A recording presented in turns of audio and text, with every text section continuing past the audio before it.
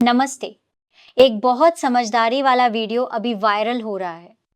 एक orthopaedic surgeon ने बहुत गहरी बात शेयर की है। उन्होंने बताया कि वो खुद एक ऑर्थोपेडिक डॉक्टर्स कॉन्फ्रेंस में गए थे। वहां स्पाइन फ्रैक्चर वाला एक एक्सरे और स्कैन सभी डॉक्टरों को दिखाया गया और पूछा गया, इस केस में कितने लोग सर्जरी को सिलेक्ट करेंगे? तो 96% डॉक्टर्स ने बटन दबाया कि हाँ, इस केस में सर्जरी एडवाइजेबल है। फिर स्टेज से दूसरा सवाल पूछा गया, अगर ये एक्सरे आपकी वाइफ का होता तो आप क्या सुझाव देते? तो अब सिर्फ 36% लोगों ने कहा कि हाँ, हम सर्जरी करवाने की सिफारिश करेंगे। मतलब 96% से सीधा नंबर 36% पर आ गया।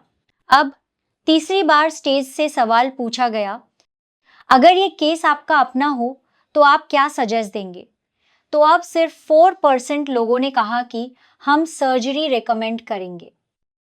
तो दोस्तों, ये बहुत सोचने वाली बात है।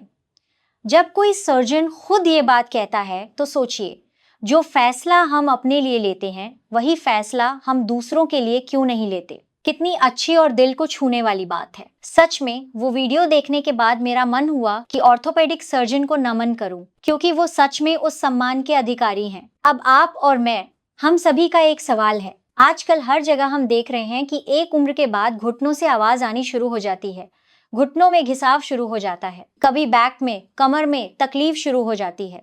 कमर दर्द की वजह भी कई बार ये होती है कि कहीं गद्दी घिस गई हो, डिस्क बल्ज हो गया हो, वहां अंदर सूजन आ गई हो, या फिर डिस्क अपनी जगह से खिसक गई हो और दबाव के कारण वहां नस दब रही हो।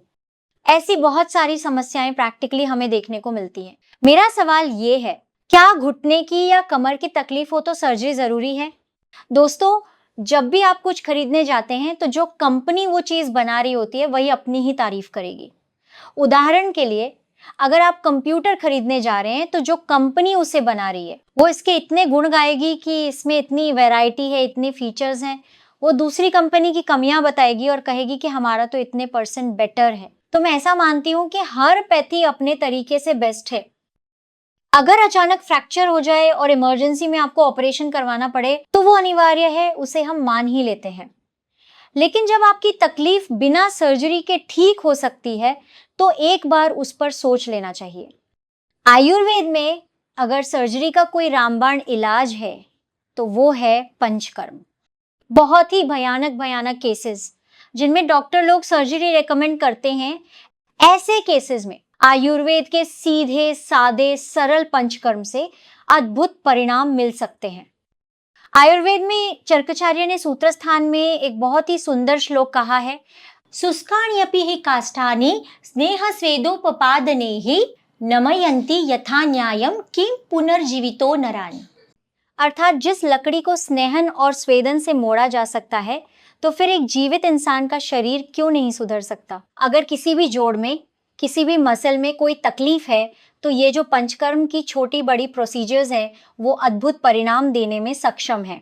अगर आपको घुटनों में या कमर में कहीं भी दर्द होता है तो आप अपने नजदीकी किसी भी पंचकर्म फिजिशियन के पास जाएं। आमतौर पर ऐसी तकलीफें शरीर में बढ़े हुए वायु के कारण होती हैं और वायु को बाहर निकालने के लिए सबसे उत्तम कर्म है बस्ती। और बस्ती में भी लोकलाइज्ड बस्ती को अलग अलग नामों से जाना जाता है। उदाहरण के तौर पर, जब घुटने पर उड़द के आटे की पट्टी बांधकर उसके अंदर गरम गरम तेल से सेक किया जाता है तो उसे जानू बस्ती कहा जाता है। ठीक उसी तरह कमर पर उड़द के आटे की पट्टी बांधकर गरम तेल डालकर सेक किया जाता है तो उसे कटी बस्ती कहा जाता है। और गर्दन के पिछले हिस्से में यही प्रक्रिया की जाती है तो उसे ग्रीवा बस्ती कहा जाता है।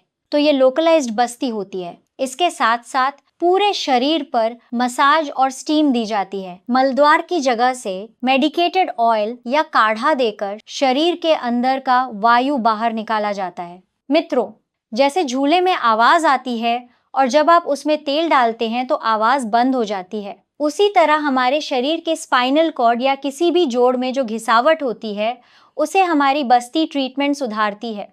कई बार मैंने प्रैक्टिकल अनुभव में देखा है कि पेशेंट मुझसे पूछते हैं, अगर हम आपका पंचकर्म करवाएं तो क्या ये पूरी तरह ठीक हो जाएगा और क्या मेरी MRI नॉर्मल आ जाएगी?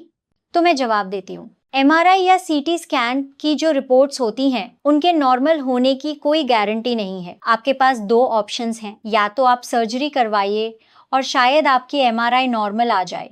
लेकिन कई बार ऐसा होता है कि दर्द वही का वही रहता है और रिपोर्ट में कुछ खास दिखाई नहीं देता, फिर भी आपका दर्द 70% से 80% तक कम हो जाता है, तो हमें और क्या चाहिए। आयुर्वेद में वात, पित्त और कफ को कोई भी लैब टेस्ट, सीटी स्कैन या एमआरआई में नहीं देखा जा सकता। हम ऐसा मानते हैं कि वहाँ जहाँ ये ऑयल डाला जाता है, वहाँ की सूजन या इन्फ्लेमेशन कम होती है और जो लोकलाइज्ड वात बड़ा होता है वो घटता है। इससे व्यक्ति अपनी सभी शारीरिक क्रियाएं बिना दर्द के आसानी से कर सकता है। यही है आयुर्वेदिक पंचकर्म की ताकत। लोकलाइज्ड बस्ती, जनरलाइज बस्तीज के अलावा जहां जरूरत हो वहां हम करते हैं षष्टिक शैली पिंड स्वेद। षष्टिक मतलब 60 दिन का पका हुआ चावल, उसे कुछ खास काढ़ा में पकाकर उसकी पोटली बनाकर शरीर पर अच्छा सा स्टीम थेरेपी दी जाती है। नगोड़ के पत्ते, एरंड के पत्ते आदि पत्तों को इकट्ठा करके सरसों के तेल में धीमी आंच पर गर्म किया जाता है और फिर उसकी पोटली बनाकर सेक किया जाता है।